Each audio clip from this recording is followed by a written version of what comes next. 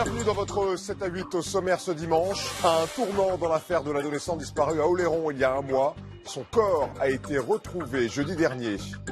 Ces applications qui ont changé la vie amoureuse de milliers de Français. Pour beaucoup désormais, la rencontre passe par le téléphone portable. J'ai déjà charmé, toi aussi. Tu discutes avec combien en ce moment? 1, 2, 3, 4, 5, 6. D'abord on discute, ouais, tu fais quoi dans la vie, tac tac, ouais. Après franchement si on se débrouille bien, ça peut aller vite. Des instruments de briques et de broc pour un orchestre unique au monde. Les musiciens sont des enfants déshérités d'un bidonville du Paraguay. Mon violon est fabriqué avec un plat à gratin. Le bois a été récupéré sur des palettes qui transportent de l'électroménager. Et pour tenir les cordes, c'est une fourchette. Et puis un homme discret qui se confie sur ses succès tardifs en amour et au cinéma. François Cluzet sera le portrait de la semaine. Alexia Silva Costa, une adolescente de 15 ans, a disparu il y a un mois aux portes de son lycée sur l'île d'Oléron. Mystère total, aucune piste. Jusqu'à ce jeudi, son corps a été retrouvé dans le parc de son lycée. Il était soigneusement dissimulé. Christelle Bertrand et Eric Nappi ont rencontré les parents de la jeune fille.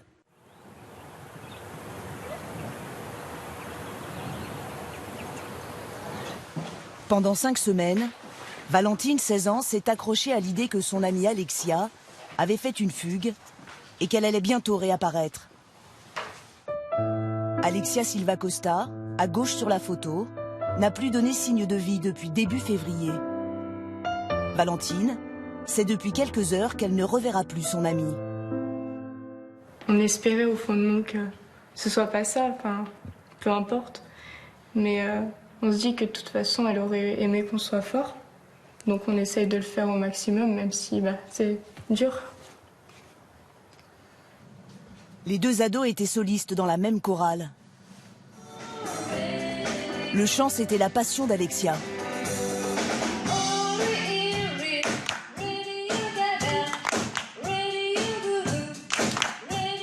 Elle chantait tout le temps, même dès qu'on se voyait, elle chantait.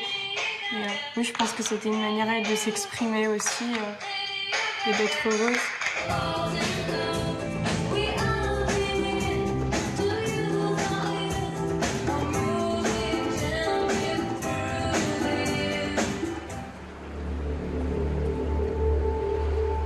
Le corps d'Alexia a été découvert jeudi dernier en bord de plage, à la pointe sud de l'île d'Oléron, dans le grand parc sur lequel est installé son lycée.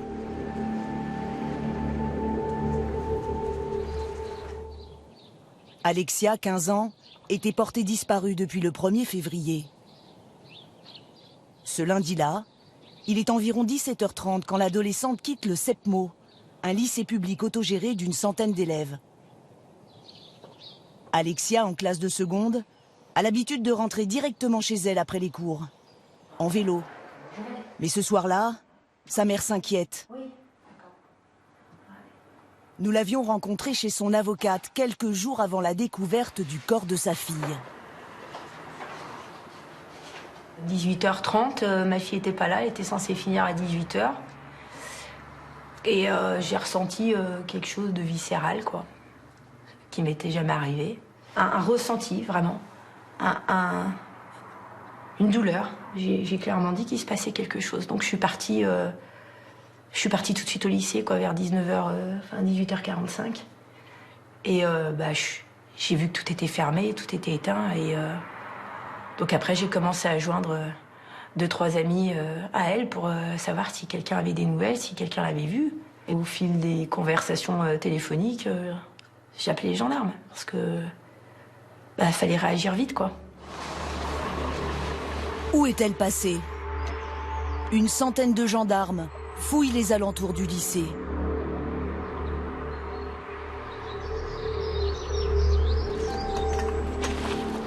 Vous vous mettez en groupe d'une dizaine de personnes. 200 habitants se mobilisent pour participer aux recherches. Parallèlement, 150 personnes sont auditionnées, y compris les élèves du lycée.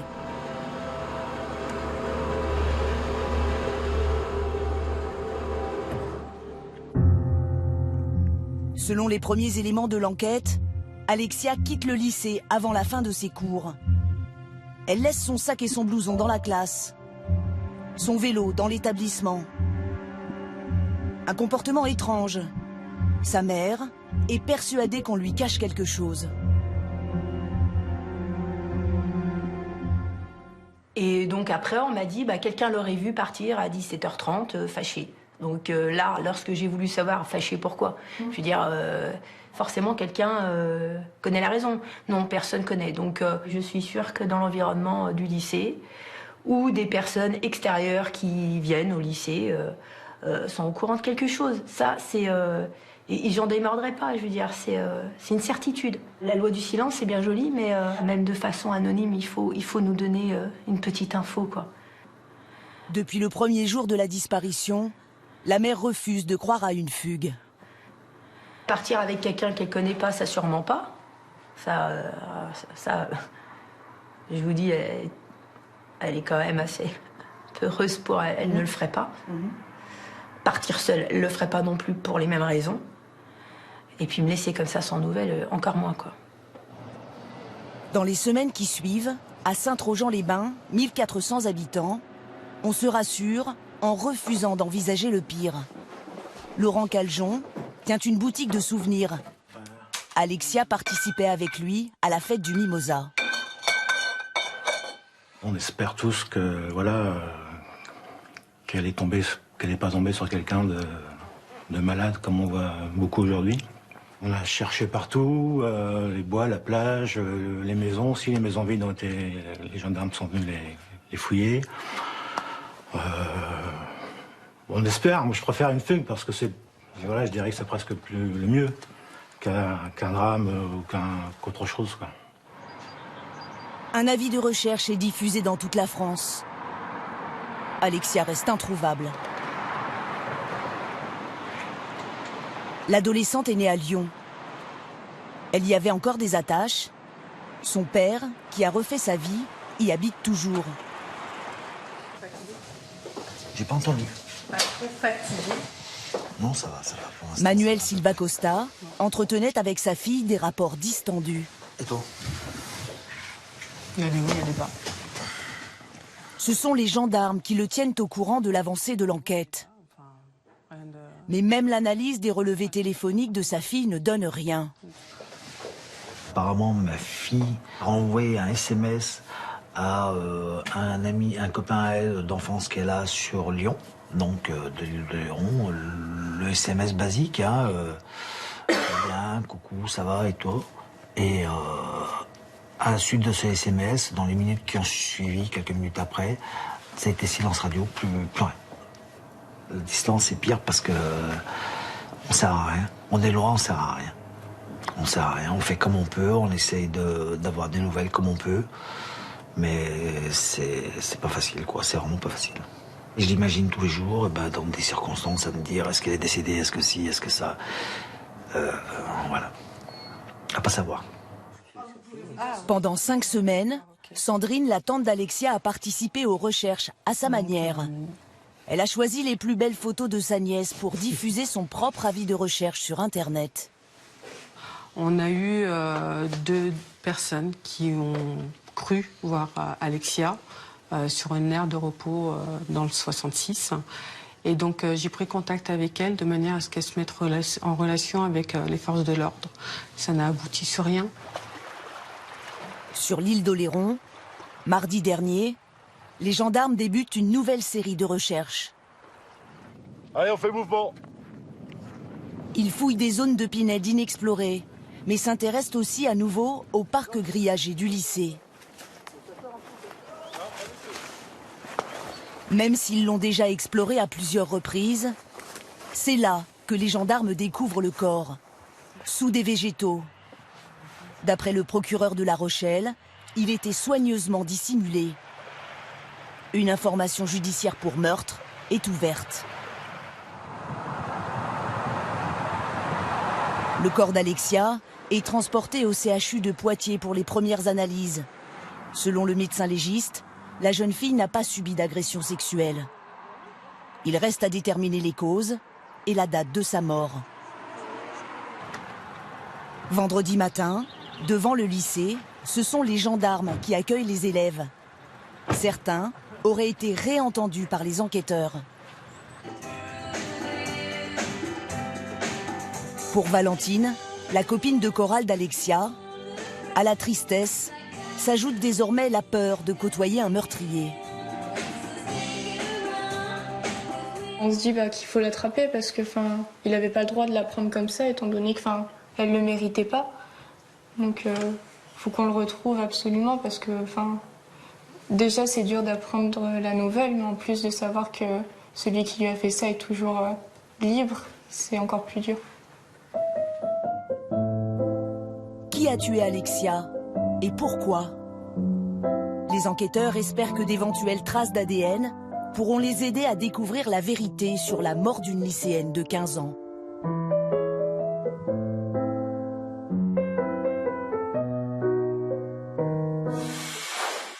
Alors ma stratégie de photo, si je peux donner un conseil, c'est éviter les selfies. Si vous avez des animaux de compagnie, il faut faire avec, parce que c'est 25% de personnes en plus qui vous contactent. Et Jérôme sait de quoi il parle depuis 2 ans. Il utilise régulièrement les applications de rencontres sur son téléphone portable. Alors pas sûr que ce soit l'objectif de tout le monde, mais Jérôme a rencontré 45 femmes pendant ces 2 années. Vous allez voir avec Antoine et Chloé, un jeune couple qui s'est rencontré grâce à l'une de ces applis, ou encore avec Sarah et cette copine divorcée, que Tinder, Happen ou Once sont devenus des instruments assumés de la vie sentimentale de certains Français. Qu'est-ce que ça a changé au rapport amoureux? Voyez ce document 7 à 8 signé Marie Perraube, Jean-Pierre Guillerez et Yvon Le Gall. C'est son rituel. Tous les après-midi, après le travail, Jérôme court. Célibataire, séducteur, il aime entretenir sa silhouette et n'oublie jamais de prendre avec lui son arme fatale, son téléphone portable. Je check tous mes messages des applis de rencontre, voilà, savoir si j'ai eu des messages, potentiellement je les ai pas entendus. S'il y a une fille qui me plaît, je lui mets un petit cœur. Et après, si je lui plais aussi, elle me met un petit cœur et puis après on peut converser, quoi. Jérôme est addict à ses applis de dating. Où qu'il soit, il y passe environ 3 heures par jour. Charmer, discuter, le Graal étant d'obtenir un rendez-vous. Moi j'aime bien rencontrer rapidement. Bon, pas forcément le soir même, mais 2, 3, 4 jours après. Je veux dire comme ça, au moins on est fixé, on se plaît pas, on passe à autre chose. Comme lui, entre 3 et 5 millions de Français ont téléchargé ces applications. Des milliers de photos que l'on feuillette comme un catalogue. Un hypermarché de la rencontre, avec des profils que l'on choisit ou que l'on jette comme des produits. En un clic, des contacts immédiats pour des rendez-vous rapides ou la promesse du grand amour.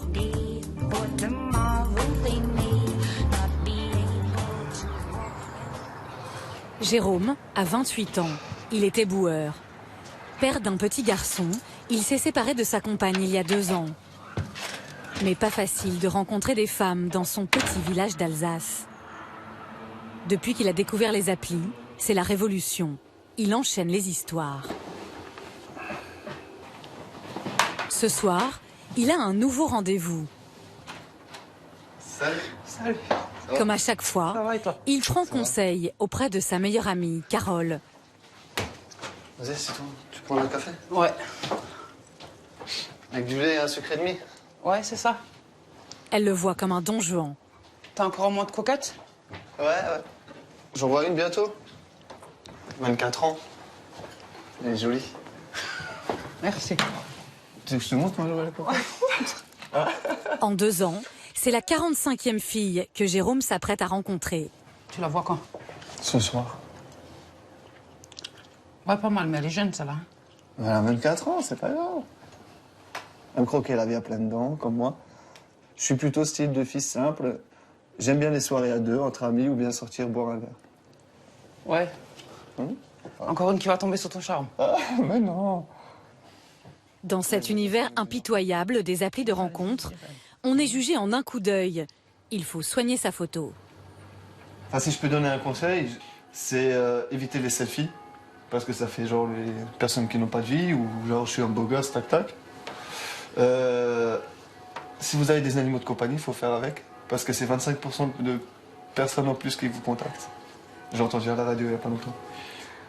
Que sur un site. Hein. Jérôme court plusieurs lièvres à la fois, complètement grisé par les milliers de femmes qui apparaissent sur sa tablette. J'ai déjà charmé. Elle aussi. Tu discutes avec combien en ce moment? Attends, faut que je décolle. 1, 2... Discute rien. Oui, discuter. Par rencontre. Oui, oui. 1, 2, 3, 4, 5, 6... Et les autres sites? Attends. Enfin, j'ai 15 nanas. Non, non, t'es à 15 nanas. Ouais, attends. C'est un moyen tellement facile de rencontrer des filles. C'est tellement facile. Ça évite de dire, ouais, salut, viens, on va boire un verre, tac, tac. C'est d'abord, on discute, ouais, tu fais quoi dans la vie, tac, tac, voilà. Après, franchement, si on se débrouille bien, ça peut aller vite. L'heure du rendez-vous approche. Jérôme a un atout séduction. Ah, Jérôme Lover. Ah ouais. La chemise, mais aussi une carte maîtresse. Les yeux. Les yeux, c'est ce qu'elle me dit toujours. J'ai un regard de charmeur, un regard de... Après, je sais pas, je me vois pas. C'est l'heure de vérité. Jérôme a rendez-vous avec Julie pour boire un verre. Il la drague par message depuis 2 jours seulement. Passer dans le réel lui procure toujours une dose d'adrénaline, mais aussi parfois des déceptions. Mon pire souvenir, c'est...